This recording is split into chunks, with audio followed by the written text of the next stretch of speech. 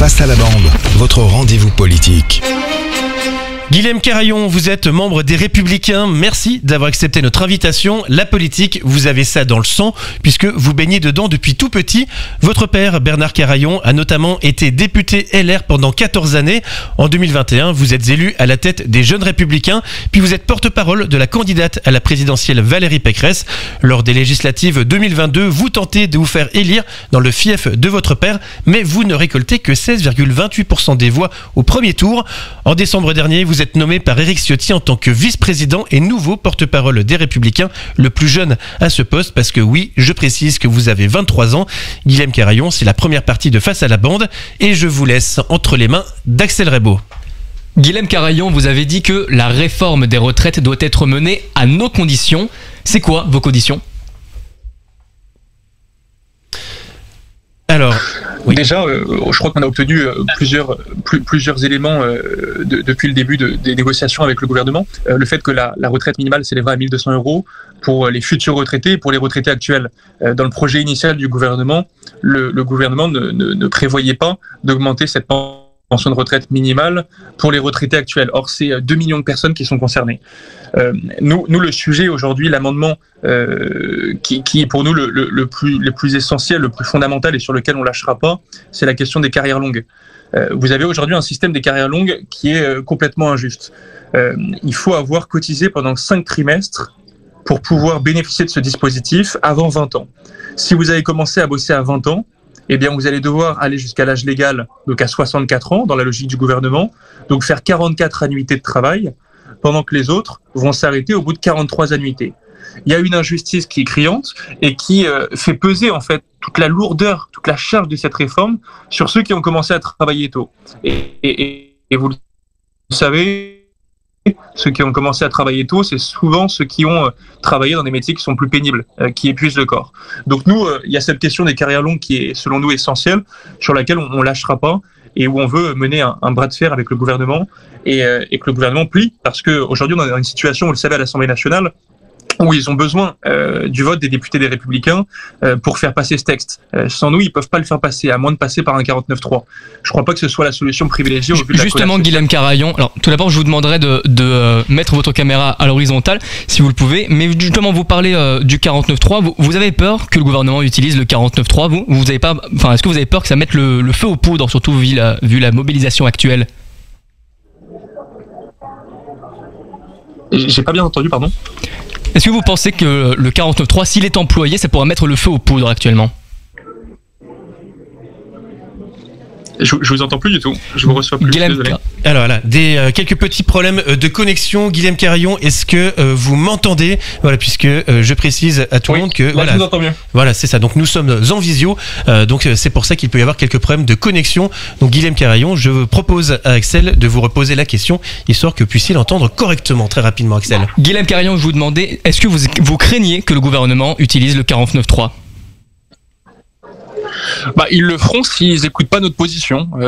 Nous, on estime que une réforme des retraites, ça doit permettre à la fois d'équilibrer le système, et donc la condition sine qua non, c'est de travailler un petit peu plus longtemps, travailler 2 années de plus, mais il faut qu'il y ait une contrepartie. Et la contrepartie, c'est la justice sociale. Et donc, c'est une meilleure prise en compte de la pénibilité, et c'est une meilleure prise en compte des carrières longues. Et nous, avec cette proposition qui permet de partir à la retraite après 43 annuités, et non pas 44 pour ceux qui ont commencé à bosser avant 20 ans, on estime que là, la question de la pénibilité des carrières longues sera prise en compte. Donc nous, c'est notre condition. S'ils le font pas, ils passeront par un 49.3 ou alors ils iront pas au terme de cette réforme. Et ce sera, je le pense, l'échec le plus criant du quinquennat d'Emmanuel Macron. Guilhem Carayon, le reste de l'opposition, dont la NUPES, eux, ils veulent vraiment le retrait de cette loi. Ils veulent même revenir à 60 ans. Vous dites non, il faut quand même aller jusqu'à 64 ans pour la réforme. Est-ce qu'on peut vraiment se dire un parti d'opposition lorsque finalement vous êtes d'accord avec le gros de cette réforme ? Revenir à la retraite à 60 ans, c'était le cas sous François Mitterrand en 1981, ce serait faire perdre complètement l'équilibre à notre système par répartition. On a un déficit qui s'élèvera à 13 milliards d'euros à l'horizon 2030, c'est les évaluations du Conseil d'orientation des retraites, le corps. Nous, ce qu'on dit à droite, et on est cohérent, on est fidèle à ce qu'on dit depuis toujours, c'est que la réforme des retraites, elle doit être faite pour équilibrer le système. On peut pas se permettre d'accumuler les dettes et de léguer à notre génération une dette qui sera abyssale. On a déjà 3 000 milliards d'euros de dettes. Cette dette, elle pèse sur tout le monde. Et ce qui fait que nous, on n'aura peut-être pas de retraite dans 40 ans. Et donc, il faut être sérieux avec l'argent des gens, avec l'argent public. Et moi, je crois qu'une des principales failles de la politique de Macron, en tout cas sur son premier quinquennat, ça a été le fait d'avoir très mal géré l'argent public, d'avoir très mal géré l'argent des gens. On a aujourd'hui 45% de prélèvements obligatoires par rapport au PIB, c'est-à-dire les impôts les plus élevés d'Europe. Et dans le même temps, tous nos services publics... Guilhem Carayon, aujourd'hui, à vous entendre, en fait, on a vraiment l'impression que vous êtes en train de défendre justement cette réforme comme un élu de la majorité. Au fond, est-ce que c'est ça l'ambition des Républicains, c'est d'apparaître un peu comme un modem bis, quelqu'un qui fait en fait partie de la majorité en mettant des petits amendements par-ci par-là pour dire qu'il n'est pas exactement d'accord? Quand le gouvernement sort un projet qui va plutôt dans le bon sens, il faut le soutenir. Il y a eu énormément de failles dans le dispositif prévu par le gouvernement et c'est pour ça qu'on s'est battu pour le corriger. Mais être dans une opposition systématique sans jamais apporter de solution, je crois pas que ça serve à grand chose. Les Français, ils attendent de l'opposition qu'elle soit responsable, qu'elle soit un minimum constructive, qu'elle ait des solutions à proposer. C'est comme ça qu'on bâtit l'alternance pour le pays. On peut pas se contenter en fait de répéter. Mais là, les Français à 72% sont totalement opposés au report du départ à la retraite de 62 à 64 ans. Donc dans le fond, là, les Français demandent juste de ne pas faire cette réforme, pas de assumer vos responsabilités, comme vous dites. Là, ils ne veulent pas de cette réforme, les Français. Il y a un sondage qui a montré il y a quelques semaines qu'il y a 60% des Français qui pensent que la réforme est nécessaire. Et dans le même temps, on avait des sondages, et on en a encore eu un hier, il me semble, qui disent que 75% des Français sont opposés à cette réforme des retraites. Pourquoi ? Parce que ils ont bien vu que cette réforme-là, présentée par le gouvernement, elle était injuste. Et donc nous, on se bat en tant qu'opposition responsable à l'Assemblée nationale pour corriger le dispositif. Mais si on se contentait d'être simplement défavorable à Alors j'ai pas exactement les mêmes chiffres que vous, Guilhem Carayon. Moi j'ai donc une enquête de YouGov pour le HuffPost, qui a été publié le 1er février. 72% des Français sont hostiles au report de l'âge légal à 64 ans. Donc aujourd'hui, d'ailleurs, il y a Valérie Pécresse, je voulais vous demander cette question, Guilhem Carayon, très rapidement. Elle voulait, Madame Pécresse, la retraite à 65 ans. Est-ce que le gouvernement a manqué de courage ? Une réponse très rapide. La situation a beaucoup évolué et le programme de Valérie Pécresse, visiblement, n'a pas séduit les Français puisqu'on a fait 4,7%. Ça vous a pas échappé. Moi, j'ai toujours été dans une ligne assez claire au sein de ma famille politique, au sein des Républicains, où je disais qu'il fallait défendre une troisième voie. La troisième voie un peu gaulliste. Guilhem Carayon, merci, restez bien connectés avec nous. Je rappelle que vous êtes vice-président des Républicains et aussi leur porte-parole. Restez bien avec nous, on vous retrouve dans quelques instants. Face à la bande, votre rendez-vous politique. Guilhem Carayon, vous allez faire Face à la bande. Elle est composée d'Axel Reybaud, d'Adrien Hardy, de Quentin Leport et de Raphaël Bardena. Je rappelle que vous êtes président des Jeunes Républicains et on commence avec reparler de Valérie Pécresse. Dans une interview accordée aux Parisiens, Valérie Pécresse a déclaré avoir songé à changer de vie après sa défaite à l'élection présidentielle. Est-ce qu'elle aurait dû le faire ? Elle est, je le crois, une très bonne présidente de la région Île-de-France. Qu'elle ait aujourd'hui plus d'aspiration nationale est une chose, c'est son choix, c'est sa responsabilité. Moi, en tout cas, je me bats pour que on désigne assez rapidement le prochain candidat de LR à l'élection présidentielle. D'abord qu'on clarifie la ligne qu'on défend. On peut pas être à la fois la droite et le centre. Il faut une ligne claire. Et puis Guilhem Carayon, si Valérie Pécresse souhaite être à nouveau candidate en 2027, vous la soutiendrez ? Moi, je crois que celui qui est le mieux préparé pour être notre candidat, c'est Laurent Wauquiez. C'est ce que je disais déjà en 2021 quand j'avais été élu président des Jeunes Républicains et que se posait la question de notre candidat avant que la primaire ait lieu. Je l'estime toujours. Je pense qu'il est le meilleur qu'on ait à droite.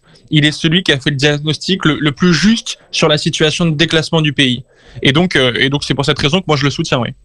Guilhem Carayon, la prochaine question est une question d'Adrien Hardy à propos d'une alliance qui serait obligatoire pour la survie du parti Les Républicains. Pour la présidentielle, l'actuel président des Républicains, Éric Ciotti, avait appelé à voter Éric Zemmour juste avant de se présenter au congrès LR. En ce moment, vous êtes plus proche de la majorité pour la réforme des retraites. Vous êtes obligé de collaborer pour exister. Je crois pas que ce soit une juste représentation de la réalité. Vous verrez sur les débats sur la réforme des retraites à quel point on est en aucun cas les alliés de la majorité. Moi, je m'oppose à peu près tout ce qu'a fait le gouvernement pendant 5 ans. Pas parce que la personnalité d'Emmanuel Macron me dérange, mais parce que je crois que sa politique est profondément injuste sur les questions économiques, sur le rapport au travail, sur l'insécurité qui s'est développée, sur sa vision d'une Europe fédérale, sur une immigration de masse, sur la crise de tous les services publics, l'hôpital public, l'école, le service public de la justice, tous les services publics sont en crise. Donc non, on n'est en aucun cas les alliés du président de la République et on défend une opposition qui est raisonnable. C'est peut-être pas à la mode d'être raisonnable aujourd'hui dans notre société. Nous, on entend l'être en tout cas. Et nous avons une question sur Twitter qui est posée par Bruno. Idéologiquement, vous êtes ultra proche. Quelle est la différence entre Renaissance et vous ? C'est à peu près ce que je viens de vous dire. Moi, je crois que le président de la République, qui pose la question, a provoqué le déclassement du pays, déclassement économique, déclassement industriel, déclassement sécuritaire, déclassement civilisationnel. Et donc, on doit bâtir une opposition qui est très forte, qui est constructive, encore une fois. Pas s'opposer pour s'opposer, c'est pas la finalité de notre politique que de s'opposer pour s'opposer, mais constructive. Et donc il va falloir travailler à l'alternance, au fait qu'on doit avoir le programme, le projet le plus sérieux pour succéder à Emmanuel Macron en 2027. Mais il faudra pas que ce soit une politique dans la continuité de ce qu'il a mené, parce que sa politique justement a abîmé le pays selon moi. Guilhem Carayon, nous l'évoquions dans la première partie de Face à la bande. Cette fois, c'est de Laurent Wauquiez dont nous allons parler, et c'est avec Raphaël Bardena. Que ce soit vous ou Éric Ciotti, vous ne jurez que par la candidature de Laurent Wauquiez à l'élection présidentielle en 2027. Laurent Wauquiez qui est invisible dans les médias et qui est soupçonné d'organiser des dîners fastueux aux frais du contribuable de sa région. Est-ce que c'est vraiment le candidat sur lequel doit miser LR à 4 ans de l'élection ? Moi, j'en ai un peu assez des leçons données constamment par les médias. Je parle pas de vous, mais au sujet de politique qui serait pas. Ça m'agace un peu en fait qu'on juge pas les politiques à leurs compétences, qu'on juge pas les politiques à ce qu'ils proposent pour le pays. Moi, j'aimerais bien qu'on entende parler des propositions de chacun des candidats à l'élection présidentielle. Ça n'a pas été le cas en 2022. En 2022, il n'y a pas eu de débat en fait sur le fond. On a parlé des personnalités, on a parlé des dynamiques de campagne, on a parlé de meetings, on a parlé de propos polémiques. On parle plus jamais de fond. Moi, je rêve d'un débat public apaisé dans lequel on pourra débattre très concrètement des propositions que les différents candidats présentent pour le pays. Et si on analyse le fond, et je vais vous dire, c'est la principale raison pour laquelle je soutiens Laurent Wauquiez, je crois que c'est lui qui fait les constats le plus justes sur la situation qui touche le pays. Et c'est le seul qui, au lieu d'être dans une forme de déclinisme, a des vraies solutions pour qu'on redresse la barre. Il n'y a pas de fatalité. Oui, le pays est dans une situation très difficile, mais on peut encore se redresser parce que la France a été capable de se redresser dans les pires moments de son histoire. Guilhem Carayon, prochaine question, signée Axel Rebaud à propos de Pierre de Gaulle et notamment de sa dernière sortie. Pierre de Gaulle, le petit-fils du général, grande figure de la droite, était récemment à Volgograd pour célébrer la victoire à Stalingrad. Il s'est montré très critique envers l'OTAN et les États-Unis en pleine guerre de l'Ukraine. Est-ce que ça vous a choqué? Est-ce que ça vous a déçu de la part du petit-fils du général? J'ai pas honnêtement entendu les propos du fils du général. Donc je pourrais pas vous les commenter, je veux pas commenter des affaires dont j'ai pas pris connaissance, ce serait pas très sérieux. Donc je peux pas vous en dire plus honnêtement sur cette question. Guilhem Carayon, vous avez fait récemment une déclaration sur la victoire d'Éric Ciotti et je vous propose de revenir dessus avec Raphaël Bardena. Vous avez déclaré que ça vous avait fait du bien d'enfin gagner une élection après la victoire d'Éric Ciotti à la présidence des LR. Est-ce qu'avant cette victoire, vous aviez cette impression d'être membre d'un parti de losers, Guilhem Carayon? C'est sympa comme question. Non, mais évidemment, moi au moins je peux pas être taxé d'opportuniste parce que je suis dans un parti qui subit que des défaites électorales depuis le début de mon engagement. Donc au moins à chaque fois que je fais des réunions, et c'est encore le cas ce soir dans une fédération départementale, je vois des gens qui sont restés fidèles, qui sont restés fidèles à leur mouvement, mais surtout qui sont restés fidèles à leurs convictions. Et c'est ça qui nous rassemble. Oui, effectivement, j'avais fait cette petite blague sur le fait que ça fait du bien de gagner une élection parce qu'en ce moment, on gagne que des élections internes. Moi, j'avais été élu président des Jeunes LR dans une élection interne. C'était ma dernière victoire en 2021. Oui, ça fait du bien de gagner. Simplement, j'aimerais bien qu'on gagne la prochaine élection présidentielle. Ce serait quand même peut-être plus important que de gagner une élection interne. Eh bien, Guilhem Carayon, c'est une dernière question, une question d'Adrien Hardy à propos de la droitisation chez LR. Très rapidement, Adrien. Plus les années passent et plus les Républicains se droitisent. Laurent Wauquiez avait déjà perdu une grosse partie des modérés du parti qui avaient rejoint la majorité. Avec Éric Ciotti comme président, il va se passer la même chose? Moi, je vois au contraire, plutôt qu'une droitisation, une clarification. La droite a souffert depuis des années du manque de clarté de la ligne idéologique qu'on défendait. Si vous demandez à 100 Français ce que défendent les Républicains aujourd'hui, il y en a qui vous diront c'est les centristes, il y en a d'autres qui vous diront ils sont de droite, il y en a d'autres qui vous diront c'est des souverainistes, c'est des libéraux, c'est des conservateurs. On sait plus ce qu'on pense. Aujourd'hui, avec l'élection d'Éric Ciotti, la ligne est clarifiée, on sait où on va, on est une droite qui est forte, qui est assumée, qui est décomplexée, qui... Eh bien, c'est la fin du temps imparti. Merci Guilhem Carayon d'avoir accepté notre invitation et d'avoir accepté le principe de Face à la bande. Je rappelle que vous êtes président des Jeunes Républicains, vice-président des Républicains et porte-parole du parti. Face à la bande, votre rendez-vous politique.